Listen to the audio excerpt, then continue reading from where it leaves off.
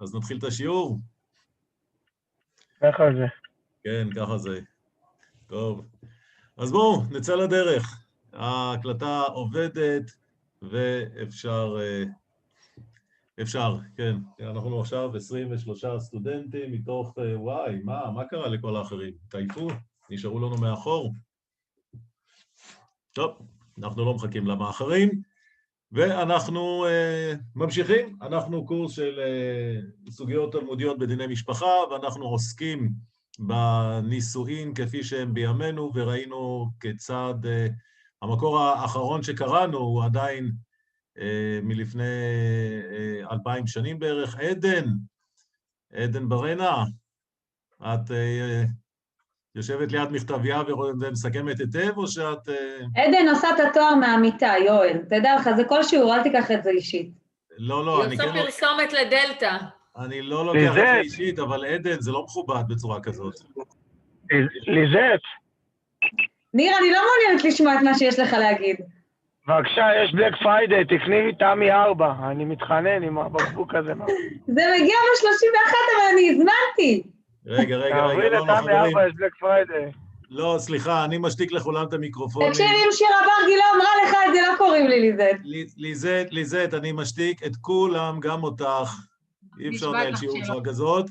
בדיחות זה דבר נחמד, אבל... טוב. טוב, יואל, נו, בוא נדבר על הדת המצחיקה שלנו, זה יותר עדיף. את יותר מצחיקה. זה הניסויים שלנו, זה לא... קדימה, בואו נמשיך. אז עדן קימתה את המצלמה כדי שלא נראה אותה שהיא לא לומדת באמת, היא ככה... נרשום.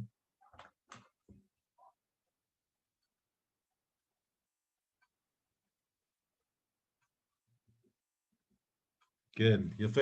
אני רואה שנעמה ארזואן הצטרפה אלינו. שלום, נעמה. היי. ערב טוב. את יכולה לפתוח לנו מצלמה, שנראה אותך גם? הנה, יפה, יופי. מה שלומך? מתארגנת למכתביה כדי לשבת לסכם את כל מה שאנחנו לומדים? בטח. יפה מאוד, יופי. אז בואו נלך לקובץ שלנו ונחזור בזריזות על הדברים האחרונים שהיו לנו. אנחנו נמצאים פה במעשה הקידושין בימינו. רואים את הקובץ כן, אנחנו רואים. יופי, תודה. ורגע, אחד, אני צריך פה עוד לפתוח גם עוד משהו כדי שנראה אתכם. יפה, נפלא. יופי. אז אנחנו ראינו שבעבר הרחוק, היו 3 דרכים להתחתן. האישה נקנית ב3 דרכים, בכסף, בשטר ובביאה. ראינו, למדנו, ניתחנו, הבנו את הפרטים גם כן, ובימינו נשארו רק קידושי כסף.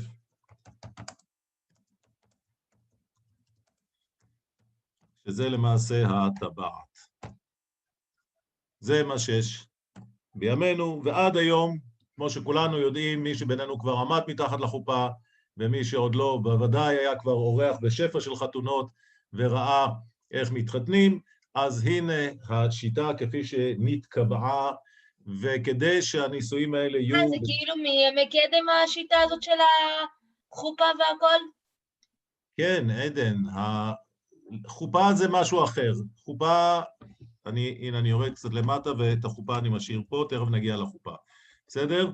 אבל השיטה כפי שאנחנו מתחתנים עד ימינו, זאת השיטה שנהוגה בעם ישראל כבר כ2000 שנים, עם שינויים קטנים ביותר. חלק מהשינויים אנחנו תכף נזכיר. אנחנו כרגע עוד בשלב החזרה, זאת אומרת, נרשום את זה שלא תהיינה טעויות, חזרה קצרה. אז אני עוד חוזר על מה שהיה לנו בסוף השיעור הקודם, ואז אמרנו שזה הטבעת, שזה למעשה קידושי כסף, ותנאים לקיום הנישואין. אז יש לנו, אמרנו קודם כל, זה הוא נותן לה, ולא היא נותנת לו. ראינו שהוא צריך לתת לה שווה פרוטה, לפחות. אם אני אומר משהו שמישהו לא זוכר במה מדובר, אז נתנאל, אתה איתנו או שאתה עדיין ממשיך לעבוד?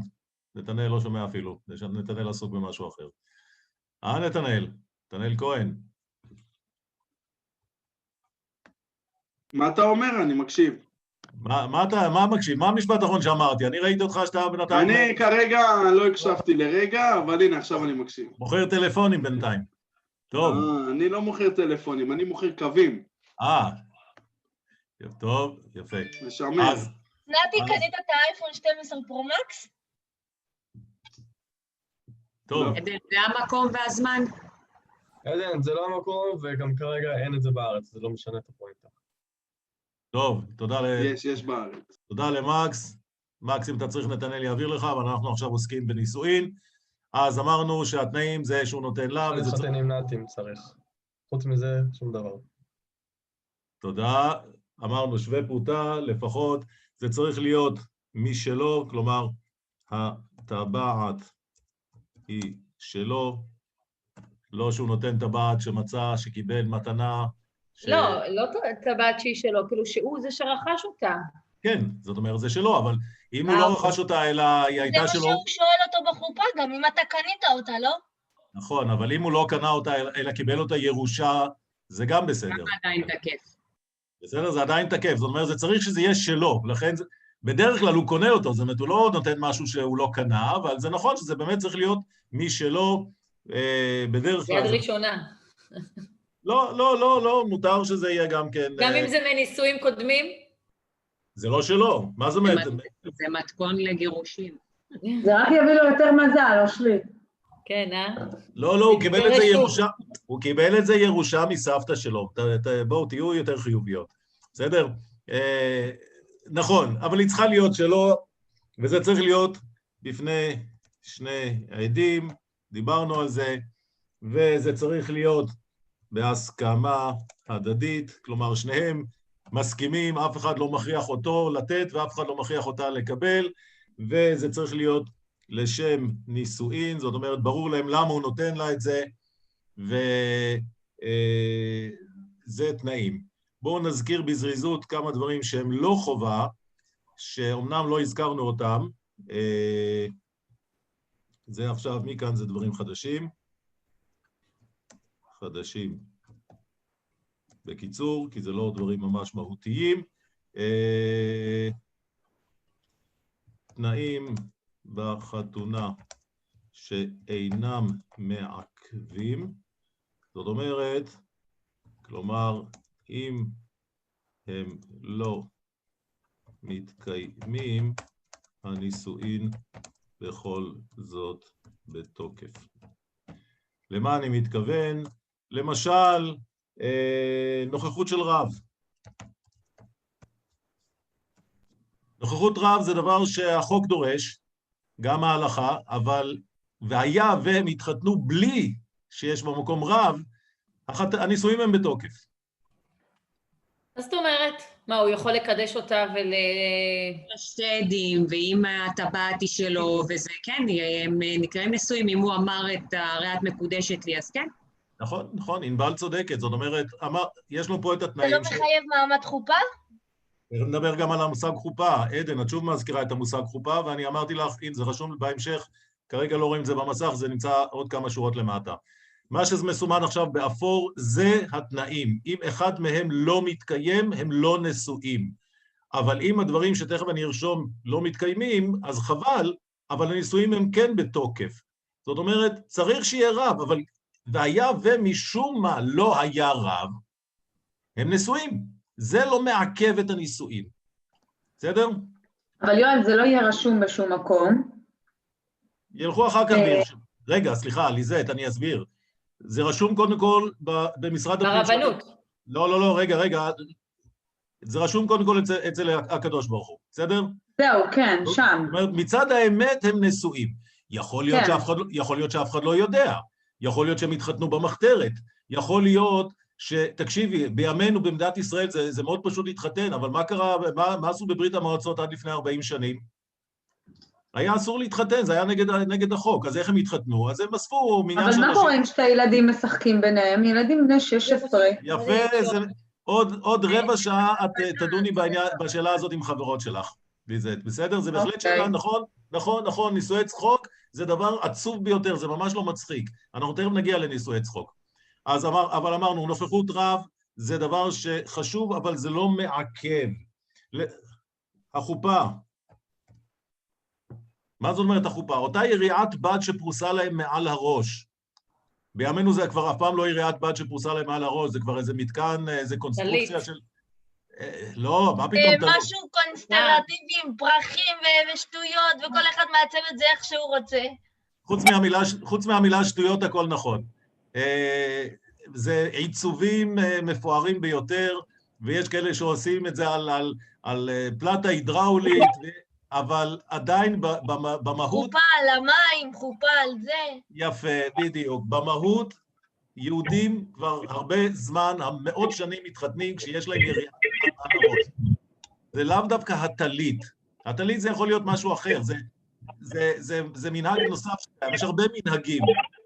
יש הרבה מנהגים, שפע של מנהגים נוספים, שכולם לא מעכבים, אבל אני רוצה לדבר על הדברים... אתה מתכוון בשפע של מנהגים, אז זה כאילו 7 ברכות וכאלה, שמברכים בזמן החופה? יפה, 7 ברכות, הנה, 7 ברכות. לא ברכו את אותם 7 ברכות, אבל הם נשואים. לא ברכו והם עדיין נשואים? נכון, זה מה שאני אומר.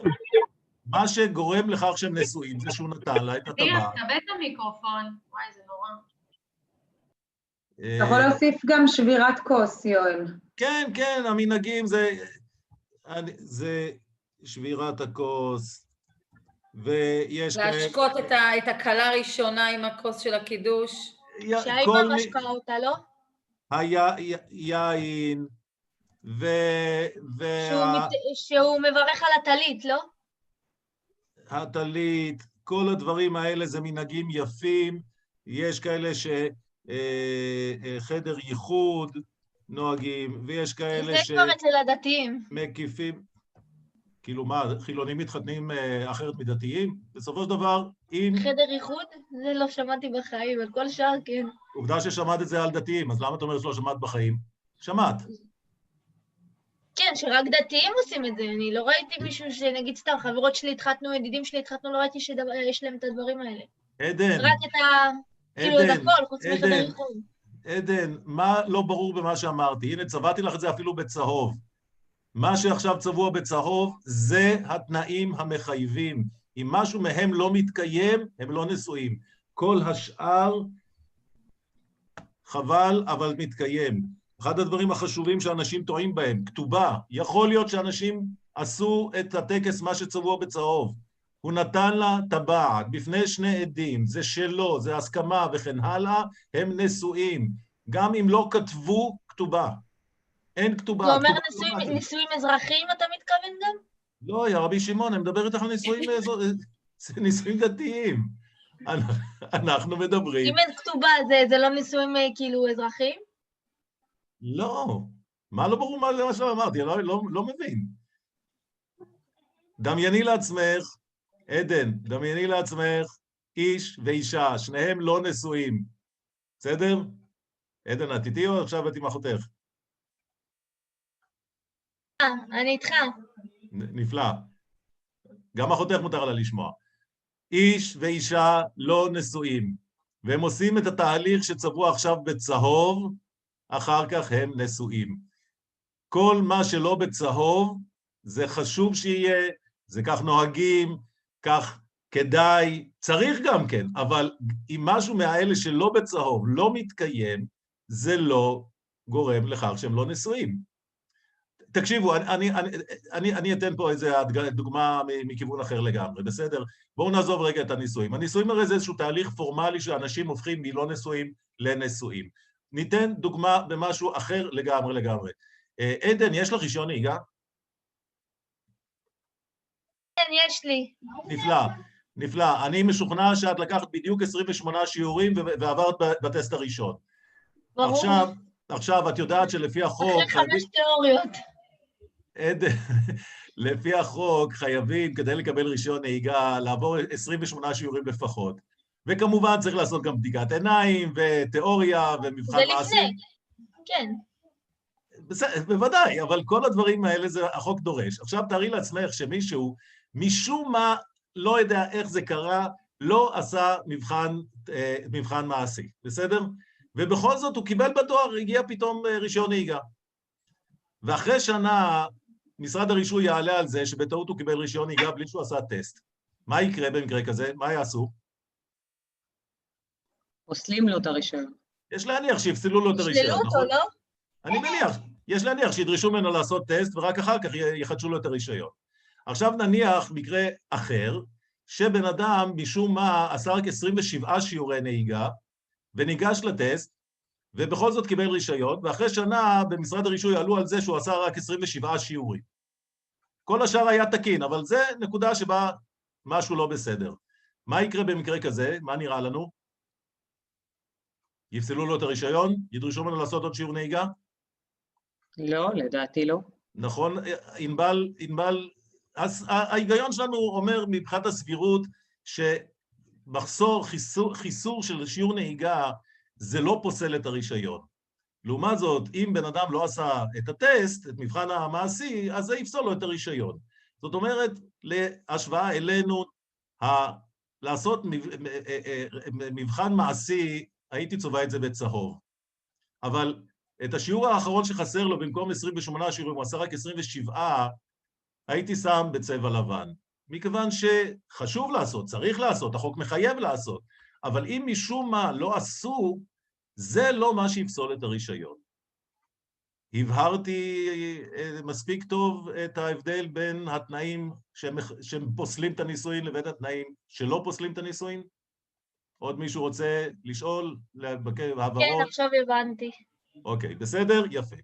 אז הנה, גם החופה שרשמתי פה למטה, לבקשתך אפשר למחוק אותה, כי כבר רשומה במקום. אז אנחנו נזכרנו, ועוד אפילו הוספנו עוד כמה דברים בעניין הזה.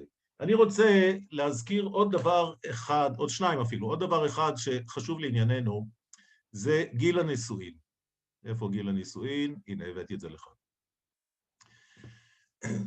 יש איזשהו גיל מינימלי. היום במדינת ישראל זה גיל 17, נדמה לי, אם אני לא טועה, לפי החוק, גיל 17 מתחת לזה לא מכירים. אבל בעבר, יהודים התחתנו לפעמים גם בגיל הרבה יותר צעיר. יכול להיות שיש בינינו אפילו כאלה שיכולות לספר שסבתא שלהם... סבתא שלי התחתנה בגיל 11. אושרית, ואיפה, באיזה גלות? תימן.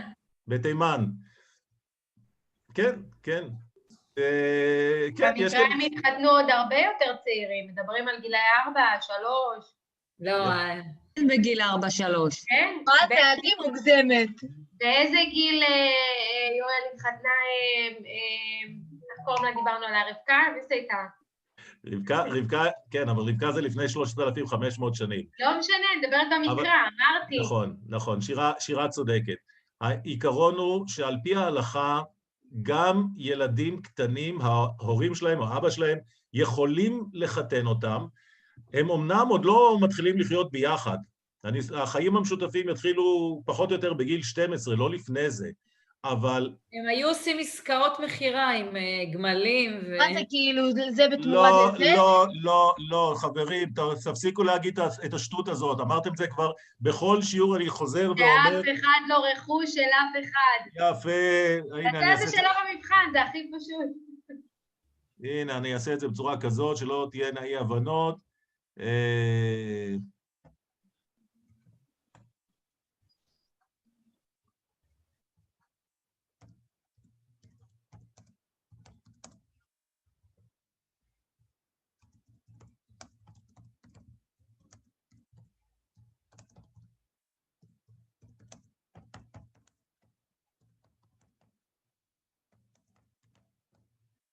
סגרנו?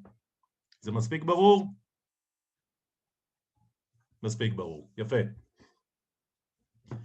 אז הנישואים האלה הם לא מחירה, ואף על פי כן התופעה הייתה קיימת, ומצד ההלכה היבשה נישואים כאלה הם תופסים.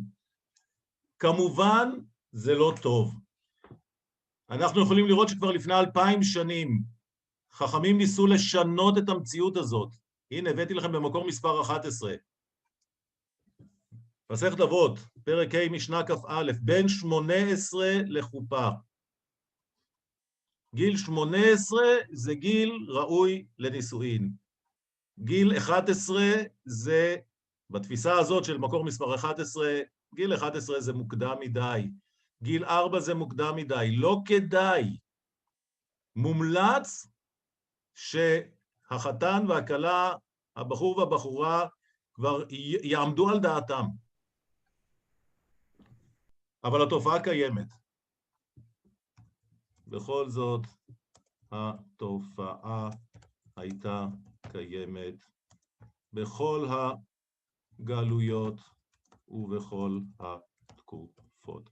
כשאני אומר בכל הגלויות, תשימו לב, זה לא רק בתימן ובמרוקו, זה היה גם באשכנז, זה היה בהודו, זה היה באוקראינה, זה היה בהולנד, זה היה בכל מקום בעולם היהודי. אנחנו מדברים על הנישואין בגיל צעיר, נכון? בגיל צעיר, ליז, כן. למה? מה גרם לתופעה הזאת? כדי להבין את זה, בואו נקרא רגע אחד את מקור מספר 12, גם זה מקור קדום מאוד, כבר לפני, זה מתוך תלמוד בבלי מסכת קידושין, זה משהו מלפני כ-1700 שנים, 1600 שנים אולי. מופיע בצורה מפורשת, הנה, אני אסמן את זה כדי שברור מה אני קורא. אסור לאדם שיקדש את ביתו כשהיא קטנה, עד שתגדל ותאמר בפלוני אני רוצה. ילדה בת 4 לא יודעת עם מי היא רוצה להתחתן. אמנם לפי ההלכה, באופן פורמלי זה תופס, אבל זה לא רצוי. כמו שראינו במקור 11, שזה משהו מלפני כ-2000 שנים, במקור 12 לפני כ-1700 שנים, חכמים ניסו לעקור את התופעה של נישואי קטינים.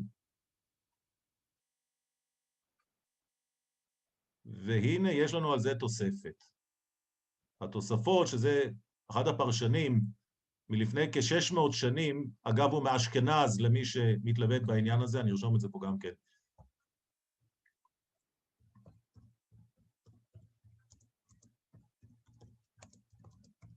יואל, תעשה לי רגע סדר. אתה אומר מצד אחד שבמסכת אבות אמרו בין 18 לחופה. נכון. מנגד אתה אומר? שהתופעה הזאת הייתה קיימת, למרות שחכמים אמרו שזה לא טוב. שחיתנו מתחת לגיל 18. כן, כן, כן. גם היום בגדול אפשר למצוא את זה, יש כל מיני חסידויות שהם גם מחתנים בגילאי 13-12. למה? ברבנות אסור להתחתן מתחת לגיל 17? לא, זה נגד החוק. זה נקרא קטין. לא, כי אני שומעת על בנות 17 וכאלה, אולי מתחתנות אזרחי, אולי לא? גם אסור? תראה, אני לא מדבר על בת 17, אני מדבר על בת 4. לא, זה קיצוני. תראי, אבל גם אושרית... 17 זה מתחת לחוק. לא יודע מה אומר החוק, אבל לדעתי 17, החוק מתיר מ-17, אבל אושרית מקודם סיפרה שסבתא שלה הייתה בת 11. ו-11, תקשיבו, ילדה בת 11 היא ילדה, היא לא אישה. היא צריכה ללכת לבית ספר ללמוד בכיתה ה'. ילדה בכיתה ה' זה לא זמן להתחתן. אבל התופעה כן הייתה קיימת. ולמה היא הייתה קיימת? בואו נקרא מה אומרים התוספות.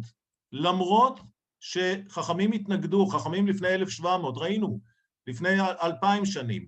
בכל זאת, לפני כ-600 שנים, כתוב בפירוש התוספות, ועכשיו שאנו נוהגים לקדש בנותינו אפילו קטנות, היינו, משום שבכל יום ויום הגלות מתגבר עלינו, סליחה על העברית, גלות זה נקבה, אבל בכל זאת הם אומרים מתגבר ולא מתגברת, ואם יש סיפק ביד האדם עכשיו לתת לביתו נדוניה, שמא לאחר זמן לא יהיה סיפק בידו, ותשב ביתו עגונה לעולם. הנה, קודם כל יש לנו כאן עדות שלפני 600 שנים, למרות שזה לא טוב, התופעה קיימת.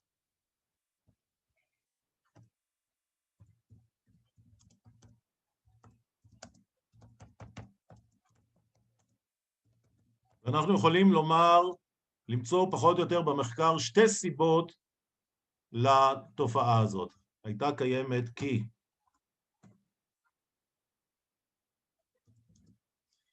הסיבה הראשונה, כמו שאנחנו רואים בתוספות, כדי להבטיח את עתיד הילדים. בואו נסביר את הסיבה הראשונה, תכף נגיע גם לסיבה השנייה. אבל הסיבה הראשונה, לצערנו אנחנו יודעים, ההיסטוריה של העם היהודי מלאה צרות, ובן אדם לא יודע מה יהיה. אנחנו יכולים לומר בימינו, ברוך השם, מצבנו טוב. סביר להניח שכשנולדים לנו ילדים, הם יגיעו גם לגיל בגרות, ונוכל לחתן אותם, ויהיה בסדר. בכל זאת, גם בימינו יש אנשים ששמים בצד סכום כסף. במדינת ישראל אפילו החוק בביטוח לאומי, כל ילד מקבל כל חודש.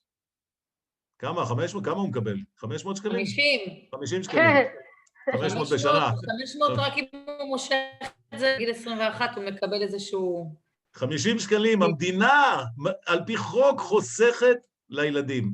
וההורים יכול להיות ששמים עוד קצת, ולמה? כי באמת לא יודעים, אם בעוד 20 שנים יהיה לנו כסף לזה.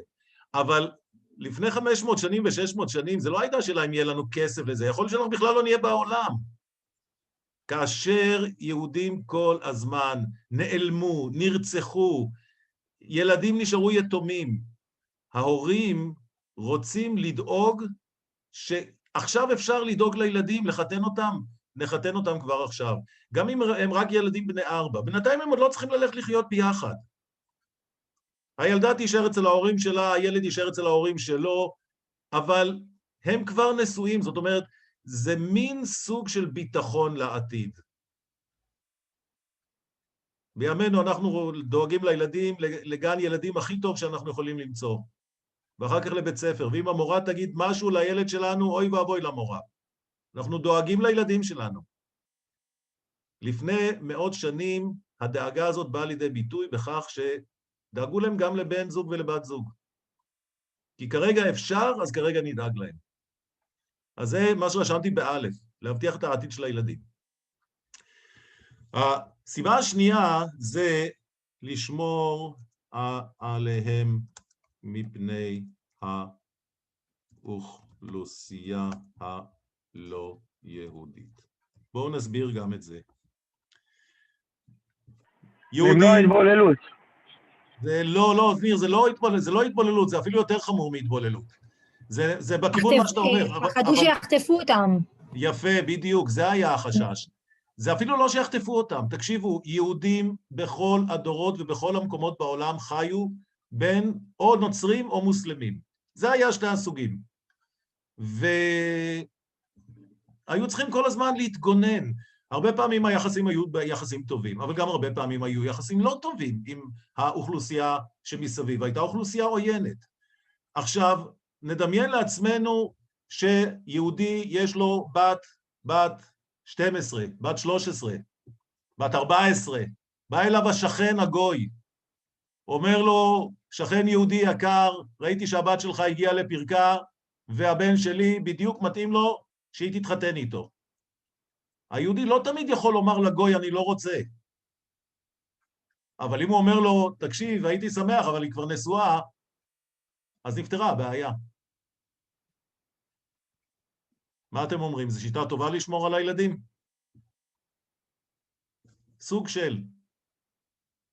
המצוקות של היהודים בגלות גרמו לכך שהתקיימה תופעת נישואי קטינים, למרות שזה לא טוב.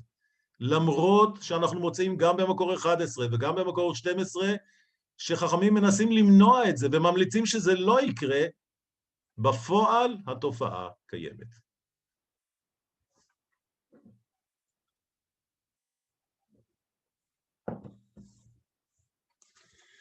ונזכיר עוד דבר אחד, שמקודם מישהי אפילו אמרה, אני כבר לא זוכר מאיפה זה הגיע, תופעה של קידושי צחוק.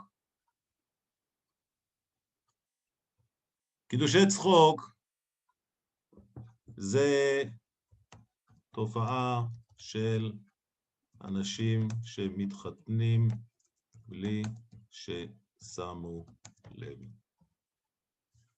איך זה קורה? ניתן לכם דוגמה. למשל, הקורונה תיגמר, סטודנטים חוזרים חזרה למכללה, אגודת הסטודנטים מארגנת ערב סטודנטים, לילה, ליל סטודנטים, לילה לבן, בחוף ניצנים נניח, ויש שם עשרות ומאות סטודנטים, ולאט לאט כמות האלכוהול באוויר הולכת ועולה. אנשים עדיין לא שיכורים, אבל הם ככה כבר קצת מתחילים להרגיש שהם יכולים להרשות לעצמם לדבר שטויות קצת. ובשלב מסוים, אחד הסטודנטים, שכבר מזמן שם עין על סטודנטית כלשהי, והאמת שגם היא כבר באמת מאוד רצתה שהוא ישים לב אליה, אותו סטודנט שולף טבעת שהיא שלו, ולפני כולם ניגש לסטודנט הזאת ואומר לה, תושיטי את האצבע, תסתכלו רגע על התמונה שלי, הנה, אתם רואים ככה היא מושיטה את האצבע, והוא שם לו את הטבעת על האצבע, ואומר לה, הרי את מקודשת לי בטבעת זו כדת משה וישראל. והיא כמובן הושיטה את האצבע ברצועה. נשואה או לא נשואה? ברור. זה אומר שהם נשואים. צרה צרורה, כי בבוקר כשהם התעוררו מהאלכוהול שלהם, פתאום הם יתפסו את הראש ויגידו, מה עשינו? עכשיו, יכולים להיות כמה מצבים. יכול להיות קודם כל מצב שבו הם לא דתיים ולא אכפת להם, יגידו, יאללה, בסדר, נו, עשינו שטויות בלילה, אף אחד לא יודע, אף אחד לא, שום דבר. אבל מצד האמת, אמרנו, במשרד הפנים של הקדוש ברוך הוא, רשום שהם נשואים. אז הם יכולים להתעלם מזה ולצפצף. זה נקיפות מצפון כל החיים אחר כך. עכשיו, מה קורה אם... נניח, את אומרת נקיפות מצפון כל החיים, אני אומר אפילו יותר מזה, נניח שמדובר באנשים שחשוב להם להקפיד על ההלכה. ועכשיו הם באמת לא יודעים. הם צריכים להתגרש עכשיו, ועוד פעם להתחתן. ועכשיו, בדיוק, עכשיו הם צריכים להתגרש, הם יכולים לא להתגרש, הם יכולים לומר יופי, אז עכשיו אנחנו נשאר נשואים. רגע, ואם הם באים להתגרש, נגיד... ואז הילדים יהיו ממזרים. אם הם לא יתגרשו... מה נשארים נשואים? איך קשור ממזרים? לא, אם הם נשארים נשואים, אז זה בסדר, אז הם נשואים. אבל אם הם רוצים להתגרש? אבל עכשיו אם הם לא רוצים להיות נשואים, בבוקר כשהם כבר התעוררו מהשכרות שלהם, עכשיו היא כועסת עליו והוא שונא אותה, ומה פתאום להיות נשואים, נניח. אז עכשיו, באמת הפתרון הוא שייתן לה גט. אבל מה יקרה אם עכשיו הוא לא ירצה לתת לה גט? או מסורבת גט, כל הדברים האלה, אלוהים ישמור, זה בלגן של שנים. יכול להיות גם הפוך, יכול להיות שגם היא תגיד לו, סליחה, אני לא מוכנה, אני רוצה להיות נשואה. אבל זה בחיים לא שמעתי שאישה אומרת לו לגבר. בחיים, כמה מקרים שמעת? 10 מקרים? המון. את לא יכולה לדמיין שעכשיו היא מנסה לסחוט אותו, ולא רק הוא סוחט אותה? יכול להיות, נכון? אפשר להגיד. עכשיו, נניח אפילו הוא ייתן לה גט. זה אומר שעכשיו היא גרושה, היא לא יכולה להתחתן עם כהן. וואו.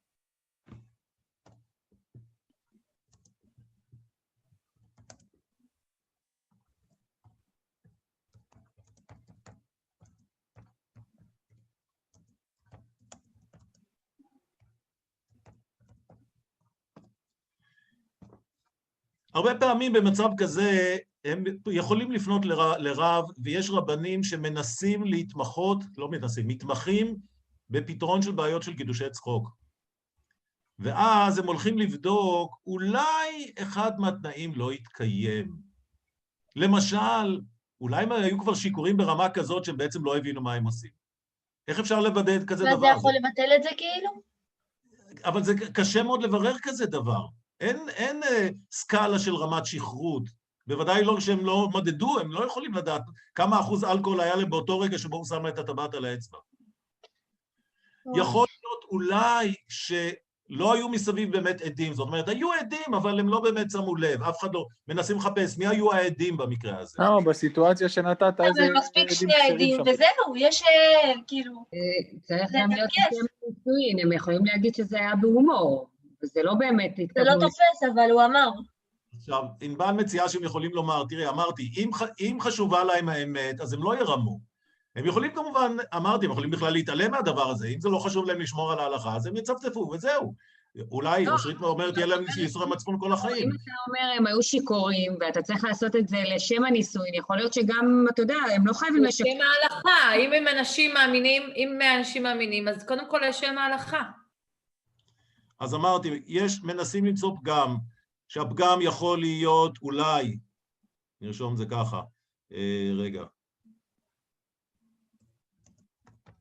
אולי רמת השכרות כבר הייתה מאוד גבוהה, אולי לא היו שני עדים כשרים, מה זה לא כשרים?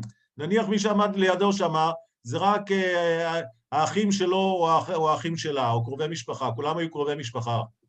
נניח. אז כמובן קרובי משפחה אנחנו יודעים, הם לא יכולים להיות עדים.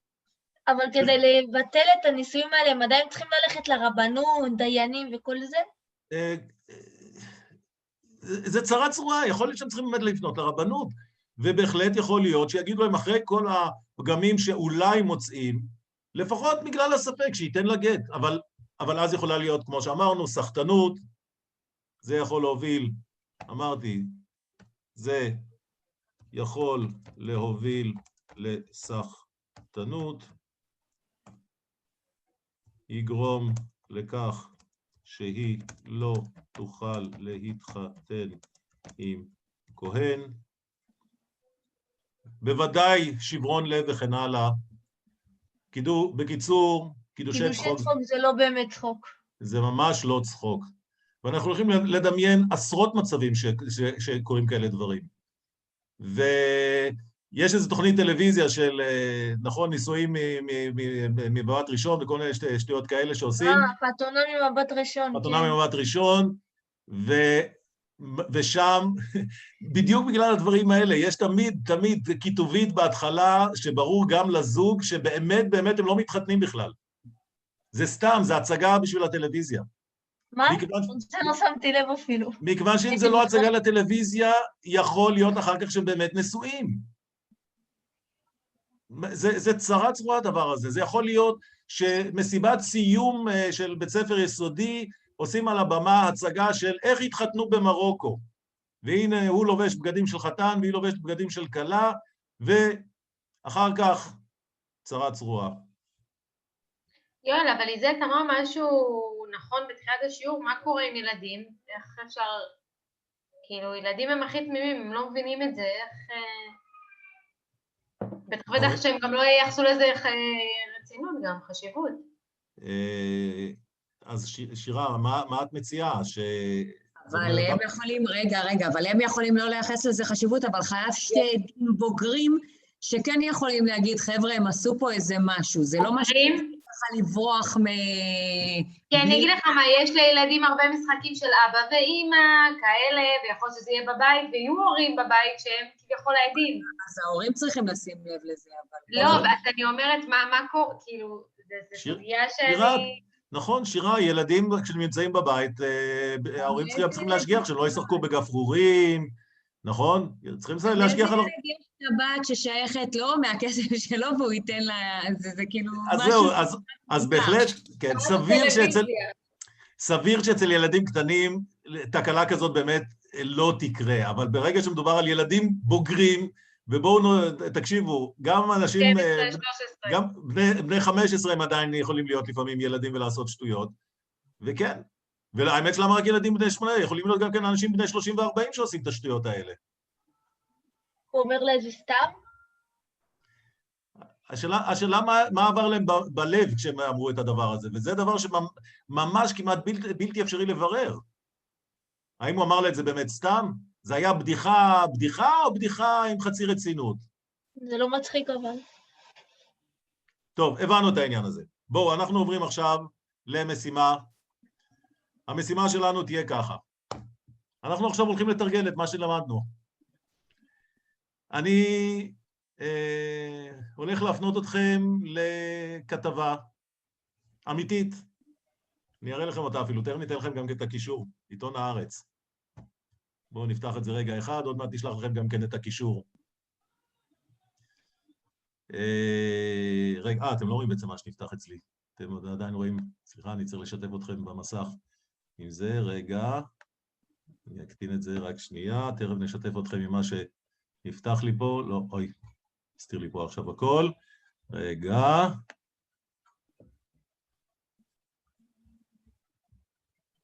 יפה, וואי, אני אקטין קצת שנראה את זה יותר טוב. איך אני מקטין ככה. יפה. עכשיו, רגע, צריך לשתף אתכם במסך. אז נשתף אתכם עם מה שאני עכשיו פתחתי. איפה זה? כן, הנה זה. רואים פה כתבה כן, רואים. באינטרנט, אתר של עיתון הארץ, חתונה נמוכה, גן ילדים, עוד מעט אתם תקראו את זה, ניתן לכם את הקישור.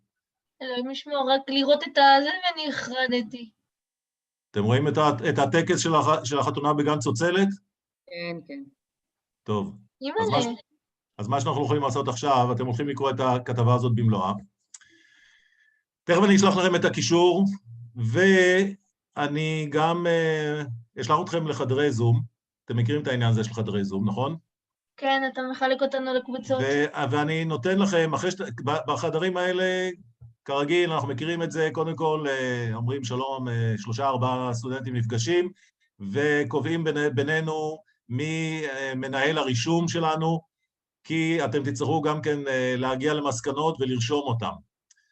ולצורך הדבר הזה אני אעביר אליכם מקרה בדוי, שמבוסס על הכתבה הזאת בעיתון הארץ, באתר של עיתון הארץ.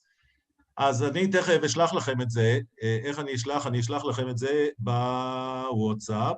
אנחנו נעשה את זה ככה, רגע, תכף נפתח את הוואטסאפ, אני אשלח לכם את הקישור, אני אשלח לכם גם את המשימה, ואחר כך אני אשלח לכם גם כן בוואטסאפ את הקישור לפאדלט, ששם אתם רושמים את המסקנות שלכם. חברים, מישהו צריך הסבר מה הולך לקרות עכשיו? ב10 דקות. אפשר להיות עם אילנה ועמית? רק אחד מהקבוצה כותב את המסקנות ומעלה את זה, או שכל נכון, כן, בואו, אני אפשר להיות עם אילנה ועמית? כאילו כל אחד יהיה לפי מה? זה במודל? זה לא במודל. אומר בוואטסאפ. לא, בוואטסאפ תהיה לכם את הקישור. רק שנייה, אני אראה לכם רגע אחד. יואל, אפשר להיות בחדרי זום עם אילנה ועמית? אני לא יכול לשלוט על זה, זה אקראי. אבל רגע אחד. איזה וואטסאפ? לא הבנתי. זה רנדומלי, לא, רוי. יואל. מה מצחיק אותך, רוי? יואל, איך מעלים את העבודה? תכף אני אסביר הוא הכל. אמר בוואטסאפ הוא שולח. רגע. בואו, תקשיבו. אני עכשיו משתף אתכם. רגע, למה זה מסתיר לי פה? בוא, יואו, מה, איזה בלגן יש לי על המחשב. יותר מדי מסכים פתוחים. רגע.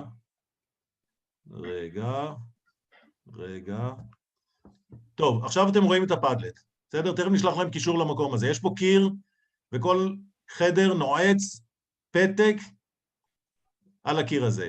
אני כבר שמתי פתק אחד לדוגמה, חדר 0. מי שיהיה בחדר 1 רושם חדר 1, והתשובה שלנו למשימה היא ככה וככה. חדר 2 וכן הלאה.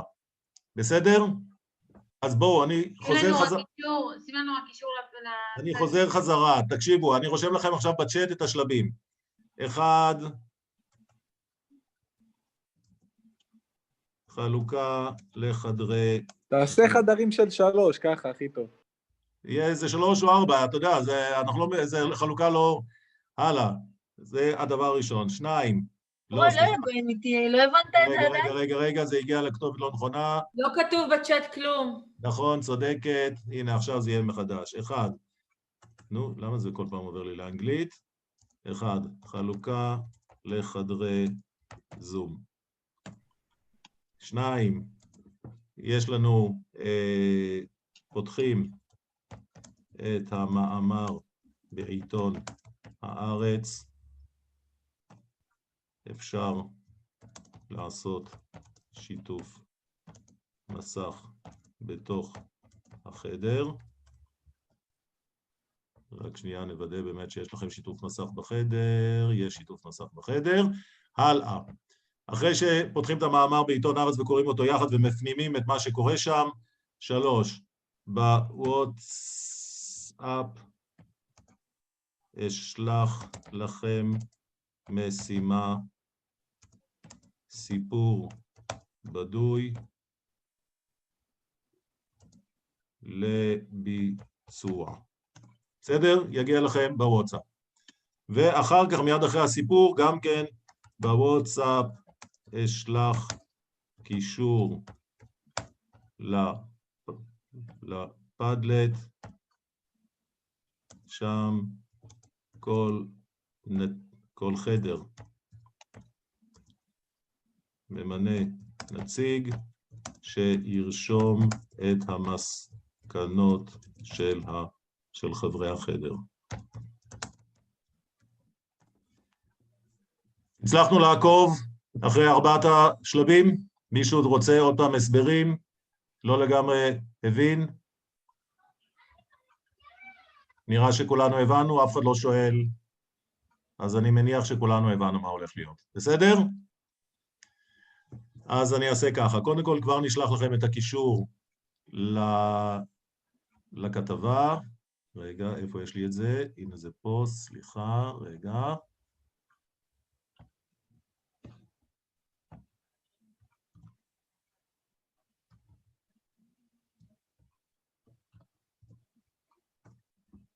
קיבלתם עכשיו קישור לעיתון הארץ? מישהו? קיבלנו, בסדר? כן, כן, כן. אוקיי, יאללה, אני שולח אתכם לחדרים. כמה אנחנו 24 אנשים, זה אומר שאנחנו נעשה עכשיו... אתה לא שם לנו קישור לפדלט? כן, כן, אני אשלח לכם, אבל זה... 8 קבוצות של 3. תקשיבו, כשאני שולח... למדת חשבון. תנו לו לדבר, עדן. אני חייב לעשות לכם את זה בוואטסאפ, כי כשנמצאים בחדרים, אז הצ'אט לא גלוי לכם. אי אפשר לראות מה שיש בצ'אט. לא, אבל תשים לנו פה בצ'אט עכשיו את הפדלט, ניכנס, ותוך כדי נכתוב, חבל ש... אוקיי. בסדר גמור, רעיון נכון. אחד צריך לרשום או שכל אחד צריך לרשום בנפרד? לא, רק אחד. כל חדר, דבר ראשון אתם מחליטים בכל חדר מי מנהל הרישום. בסדר?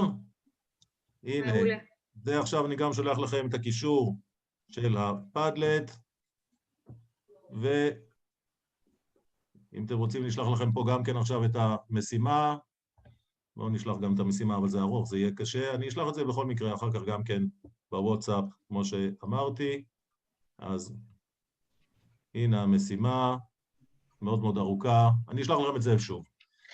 בסדר חברים, יאללה, נצא לדרך, ואני אתחיל לעבור בין החדרים, יש לנו לעניין הזה 10 דקות, ואחר כך חוזרים חזרה למליאה, לדון במסקנות שלכם שאתם הגעתם אליהם. זהו חברים, להתראות. כל אחד יאשר שהוא עובר לחדר, ותתחילו לדון בדברים.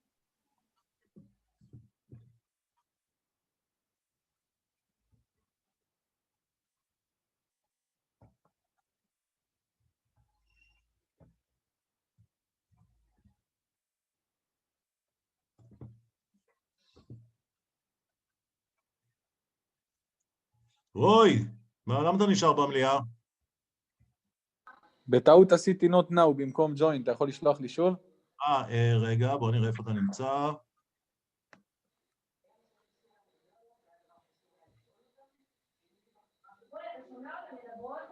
כן. מה קרה לחדר 6? רגע. move to. למה לא, רגע, אני לא יכול לשלוח אותך לחדר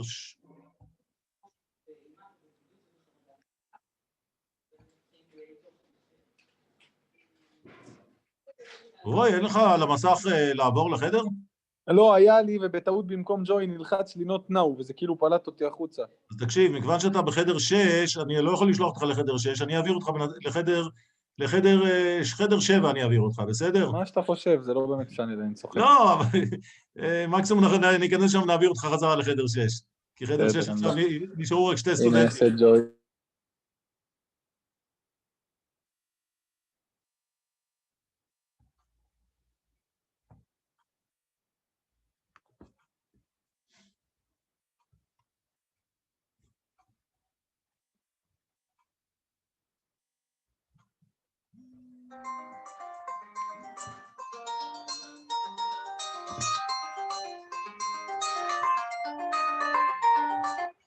נריה, אני באמצע שיעור. ביי.